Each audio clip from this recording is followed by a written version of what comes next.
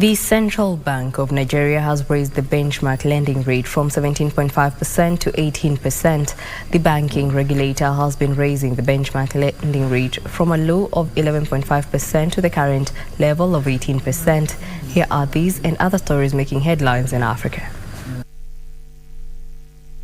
The Central Bank of Nigeria's Monetary Policy Committee is waging a war against inflation, which stands at 21.91% against 17.35% when the banking regulator started tightening the monetary environment.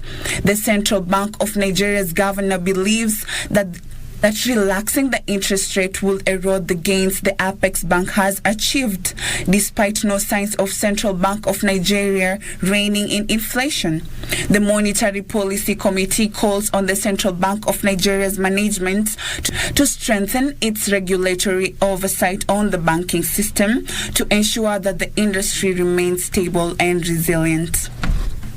Elsewhere, foreign direct investment from the United Kingdom to Malawi has declined over the last 3 years.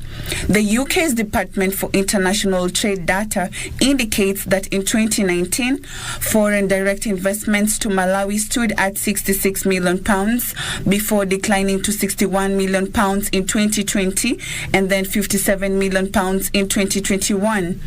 The cost of doing businesses has dampened the investment landscape. Economic statistician says constant power cuts, high cost of capital, unreliable transport systems, and corrupt practices affects investments.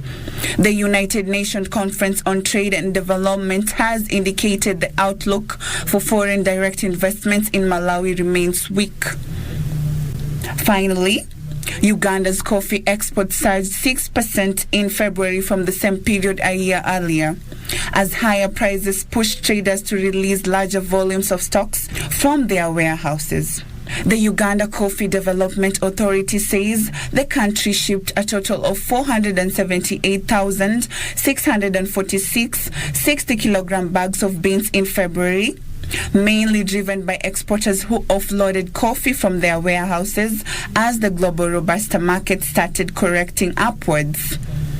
Uganda is Africa's largest coffee exporter, followed by Ethiopia, and mainly cultivates the Robusta variety. Reporting for Lunchtime News, I'm Taneto Chola.